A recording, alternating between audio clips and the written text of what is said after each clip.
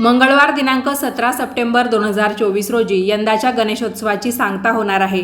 बुद्धिदात्या विघ्नहर्त्या बाप्पांकडे तुम्ही यश, समृद्धी, कीर्ती आणि बरंच काही मागितलेलं असेल, त्यालाच आता अनंताच्या धाग्याची आपल्याला जोड द्यायची आहे।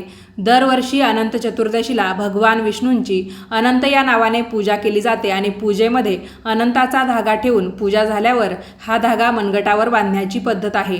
या व्हिडिओमध्ये मी तुम्हाला अनंत चतुर्दशी व्रताची संपूर्ण माहिती सांगणार आहे।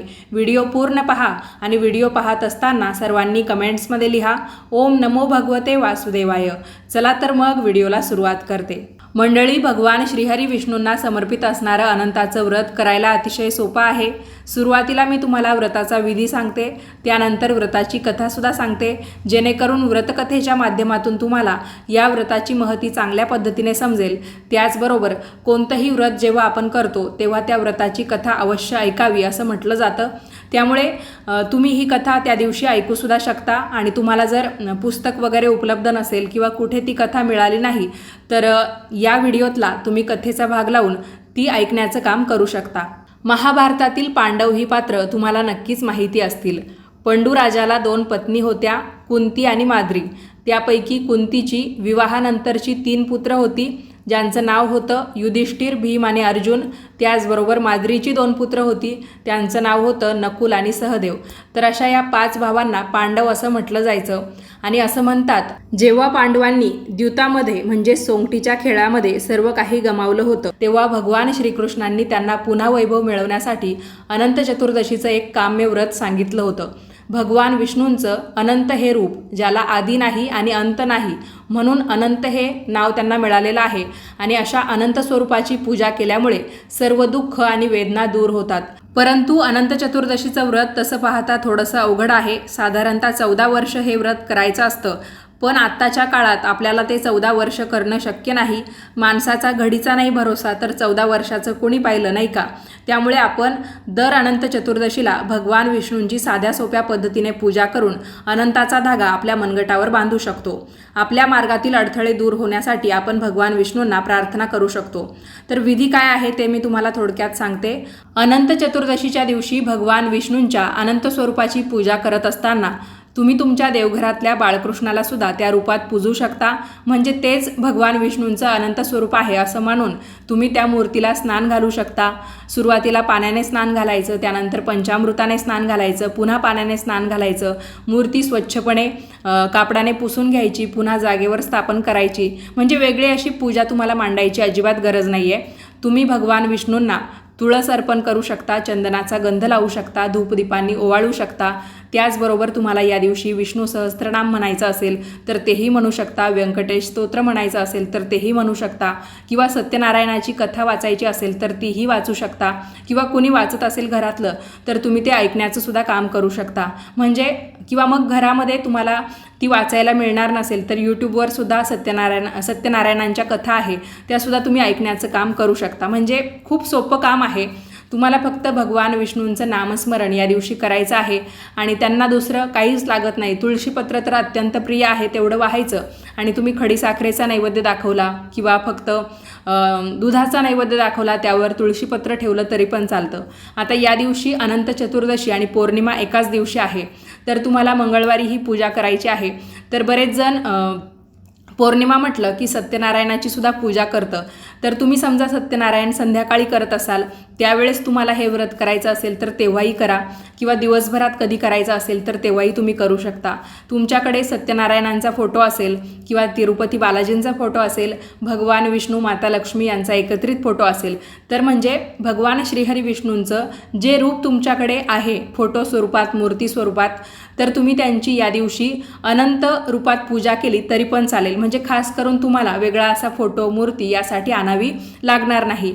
उपवास जो आहे तो तुम्ही एकादशीप्रमाणे सुद्धा करू शकता। म्हणजे एकदा सकाळी उपवासाला सुरुवात केली की डायरेक्ट दुसऱ्या दिवशी सकाळी सूर्योदय झाल्यानंतर तुम्हाला हा उपवास सोडता येईल, किंवा तुम्ही चतुर्थीप्रमाणे दिवसभर उपवास केला, संध्याकाळी तो उपवास सोडला चंद्राचं दर्शन घेऊन तरी पण चालेल। आणि मुख्य गोष्ट म्हणजे या व्रताचा आणि गणपती बाप्पांचा काहीच संबंध नाही आहे। हे व्रत खास करून आपल्याला भगवान श्रीहरी विष्णूंची कृपादृष्टी प्राप्त करून घेण्यासाठी करायचं आहे। तर जेव्हा आपण अशी साध्या सोप्या पद्धतीने त्यांची पूजा करतो, तर पूजा केल्यानंतर तुम्हाला काय करायचं आहे, लाल पिवळ्या रंगाचा एक धागा घ्यायचा आहे, ज्याला आपण रक्षासूत्र किंवा कलावा म्हणतो, किंवा खास करून अनंताचा 14 गाठींचा धागा तुम्हाला जिथे पूजेचं साहित्य उपलब्ध असतं ना तिथेही मिळून जाईल. उपलब्ध झालं तर ठीक, नाही तर मग तुम्ही लाल पिवळ्या रंगाचा धागा ज्याला कलावा आणि रक्षासूत्र आपण म्हणतो तर तो आणायचा आणि प्रत्येक गाठ त्या धाग्याला मारत असताना तुम्ही ओम नमो भगवते वासुदेवाय या मंत्राचा जप करायचा आणि ती गाठ बांधायची. अशा पद्धतीने 14 गाठी बांधायच्या. 14 वर्षांचं प्रतीक म्हणून त्या 14 गाठी बांधल्या जातात आणि पुरुषांनी आपल्या उजव्या हाताच्या मनगटावर आणि स्त्रियांनी डाव्या हाताच्या मनगटावर तो धागा बांधायचा आहे. सुरुवातीला तुम्ही पूजेमध्ये तो रक्षासूत्र किंवा कलावा धागा ठेवून द्यायचा आहे आणि पूजा झाल्यानंतर त्या मंत्राचा जप करून गाठी बांधत नंतर तो तुम्ही तुमच्या मनगटावर बांधू शकता. संपूर्ण 14 गाठी त्या रक्षासूत्राला बांधून घेतल्यानंतर पुन्हा एकदा तो धागा भगवान श्रीहरी विष्णूंच्या अनंत रूपाला, म्हणजेच तुम्ही जी मूर्ती जो फोटो पूजेमध्ये ठेवलेला आहे तिथे त्यांच्या चरणाला लावून घ्या. त्यानंतर तुमच्या घरातील सदस्यांकडून तुम्ही तो धागा तुमच्या मनगटावर बांधून घेऊ शकता. हे सूत्र म्हणजेच रक्षासूत्र परिधान केल्यानंतर तुम्हाला 14 दिवस मांसाहार, मद्य, त्याचप्रमाणे ब्रह्मचर्य पाळायचं आहे. म्हणजे मांसाहार करायचा नाही आहे, मद्यपान करायचं नाही आहे आणि ब्रह्मचर्याचं पालन करायचं आहे. आपल्या ध्येयावर लक्ष केंद्रित करून क्षणिक मोहाला बळी पडू नये यासाठी हे धर्माचरण भगवान श्रीकृष्णांनी पांडवांना सुचवलेलं असावं. त्यामुळे आपण सुद्धा 14 दिवस या पद्धतीचे नियम पाळले पाहिजे. ज्यांनी आयुष्यामध्ये सर्वस्व गमावलेलं आहे तर त्यांनी हे सूत्र बांधलं तर त्यांना नवीन ऊर्जा मिळते आणि हे व्रत करण्यासाठी स्त्री, पुरुष किंवा सुवासिनी, विधवा, कुमार, कुमारिका असा कोणताही नियम नाही आहे. ज्याला इच्छा आहे की भगवान श्रीहरी विष्णूंचा आशीर्वाद मला मिळावा, त्यांच्या अनंत स्वरूपाची कृपादृष्टी माझ्यावर कायम राहावी, तर त्यांनी हे अनंत चतुर्दशीचं व्रत अवश्य करावं आणि भगवान श्रीहरी विष्णूंचा कृपा आशीर्वाद नक्की प्राप्त करून घ्यावा. हे सूत्र काय करतं? दुःख दूर करतं, दारिद्र्य दूर करतं आणि आपलं जीवन आनंदाने भरतं. शक्य असल्यास अनंत सूत्र धारण केल्याच्या दिवशी उपवास ठेवा. म्हणजे उपवास करायचा नाही करायचा हे सुद्धा तुमच्या इच्छेवर अवलंबून आहे. तुम्हाला फक्त पूजा करायची असेल, धागा बांधायचा असेल, तुम्ही तेवढं केलं तरी पण पुरेसं आहे. भगवान श्रीहरी विष्णूंच्या सेवेसाठी तुम्ही विष्णू सहस्त्रनाम या स्तोत्राचं पठण करावं. यामुळे तुमचं आत्मबळ वाढेल आणि त्या व्यक्तीला म्हणजे व्रत करणाऱ्या व्यक्तीला संपत्ती, सुखसमृद्धी सर्व काही मिळतं. एक धागा बांधल्यानं खरंच हे सगळं शक्य होऊ शकतं का, असा अनेकांना प्रश्न पडेल. परंतु हा केवळ धागा नाही तर एक ऊर्जा म्हणून आपण हा धागा बांधत असतो. स्वतःला दिलेला आत्मविश्वास आहे. जर पांडव त्यांचं वैभव या व्रताने परत मिळवू शकतात तर आपण पाहिलेलं किंवा आपण पाहिलेलं स्वप्न प्रत्यक्षात का नाही उतरणार, किंवा आपण जे काही गमावलेलं वैभव आहे किंवा गमावलेल्या गोष्टी आहे त्यासुद्धा आपण या ऊर्जेच्याद्वारे नक्की परत मिळवू शकू. भगवंत आपल्या पाठीशी आहे, फक्त आपल्याला प्रयत्नांची जोड द्यायची आहे. त्याची आठवण तुम्हाला हा धागा सातत्याने देत राहील. यासाठी हे अनंताचं व्रत करायचं असतं. कौरव आणि पांडवांमध्ये जेव्हा द्यूत खेळलं गेलं म्हणजे सोंगट्यांचा एक खेळ खेळला गेला तेव्हा धर्मराज युधिष्ठिर आपल्याकडील सर्व संपत्ती, वस्तू गमावून बसले. सर्वस्व हरलेल्या पांडवांना त्यानंतर 12 वर्षांचा वनवास आणि 1 वर्ष अज्ञातवास पत्करावा लागला. त्या काळात भगवान श्रीकृष्णांनी त्यांची वनवासात भेट घेतली आणि युधिष्ठिराला या संकटातून मुक्तता व्हावी म्हणून अनंत चतुर्दशीचं हे व्रत करण्यास सांगितलं.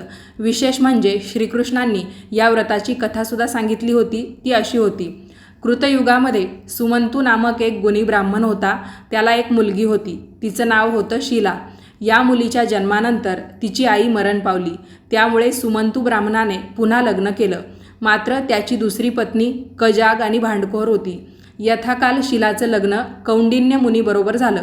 लग्नानंतर ती सासरी जाण्यास निघाली. त्यावेळी सुमंतूने पत्नीकडे शीलाला काही वस्तू आंदण म्हणून देण्याचा मनोदय व्यक्त केला. मात्र त्याच्या पत्नीने काहीही देण्यास नकार दिला. उलट मुलीचा आणि जावयाचा विनाकारण अपमान केला. अपमानित शीला दुःखी झाली. ती सासरी जाण्यास निघाली. वाटेत तिने नदीच्या किनारी काही स्त्रिया एकत्रितपणे पूजा करत असल्याचं पाहिलं. ते अनंताचं व्रत होतं. तिनेही लगेच पूजेमध्ये भाग घेऊन मनोभावे ते व्रत केलं. व्रतामध्ये सांगितल्याप्रमाणे तिने सुद्धा स्वतःच्या हातामध्ये अनंताचा दोरा बांधून घेतला. नंतर ती सासरी आली. त्या व्रताचं फळ म्हणून तिच्या संसारामध्ये समृद्धी आली. सर्व तऱ्हेची सुख संपदा तिला प्राप्त झाली. कौंडिन्य मुनींना अचानक प्राप्त झालेल्या भरभराटीचा गर्व झाला. एकदा त्यांनी शीलाच्या हातातला अनंताचा दोरा विनाकारण काढून अग्नीमध्ये टाकून दिला. याचा वाईट परिणाम म्हणून अनंताचा त्यांच्यावर कोप झाला. अचानकपणे आलेली समृद्धी आल्या पावली वेगाने निघून गेली. पुन्हा दारिद्र्याचे दिवस सुरू झाले. पण शीला खूप समजूतदार होती. तिने पतीला त्यांची चूक समजावून सांगितली. कौंडिन्य मुनींना व्रताचं महत्त्व कळलं. ते वनात गेले आणि त्यांनी अनंताचं व्रत करण्याचा निश्चय केला. अनंताचा शोध घेऊन त्यांचं दर्शन करण्याचं ते प्रयत्न करत होते, पण दर्शन काही होईना. तेव्हा या ऋषींनी आयुष्य संपवून टाकायचं ठरवलं. तेव्हा अनंत भगवानांनी म्हणजेच भगवान श्रीहरी विष्णूंनी त्यांना ब्राह्मण रूपात दर्शन दिलं. अनंत चतुर्दशीचं व्रत करायला सांगितलं. त्यांनी तसं ते केलं आणि यथावकाश त्यांना सगळं गतवैभव पुन्हा प्राप्त झालं. कौंडिन्य मुनींना जसं गतवैभव प्राप्त झालं तसं पांडवांना प्राप्त व्हावं म्हणून श्रीकृष्णांनी युधिष्ठिराला वनवासात असताना हे व्रत करायला सांगितलं होतं. पांडवांनी सुद्धा तसं केलं. त्यानुसार त्यांना सुद्धा या व्रताचं फळ प्राप्त झालं. कथेचं सार काय आहे? उतू नका, मातू नका, घेतला वसा टाकू नका. परिस्थिती बदलत राहते. दुसऱ्यांना कमी लेखू नका. देवकृपेने मिळालेल्या गोष्टींचा आदर करा. आपल्याकडे असलेल्या गोष्टींवर गर्व आणि नसलेल्या गोष्टींचं दुःख करत न बसता अनंताला साक्षी ठेवून प्रामाणिकपणे आपलं काम करत राहा. आपणही हीच प्रेरणा घेत अनंताला साक्षी ठेवून प्रामाणिकपणे आपलं काम करत राहावं. हीच शिकवण आपल्याला या कथेतून मिळते. अशा पद्धतीने आजच्या व्हिडिओमध्ये मी तुम्हाला अनंताचं व्रत साध्या सोप्या पद्धतीने कसं करावं, त्याचबरोबर कथा काय आहे ती पण सांगितली. तर तुम्हीसुद्धा शक्य असल्यास अनंत चतुर्दशीच्या दिवशी हे व्रत नक्की करा. आणि ज्या दिवशी तुम्ही हा धागा काढाल 14व्या दिवसानंतर, तर तो धागा तुम्ही एखाद्या झाडाच्या कुंडीत पुरून देऊ शकता किंवा पाण्यामध्ये प्रवाहित केला तरी पण चालेल. हे सगळं तुमच्या इच्छेवर आहे. व्हिडिओ कसा वाटला ते कमेंट्स करून सांगा. काही प्रश्न असतील तर तेही विचारू शकता. आणि याच पद्धतीचे नवनवीन माहितीचे व्हिडिओ पाहण्यासाठी आजच आपल्या दिल्लीकर मराठी या यूट्यूब वाहिनीला सबस्क्राईब करा. व्हिडिओ पाहिल्याबद्दल तुम्हा सर्वांचे खूप खूप धन्यवाद.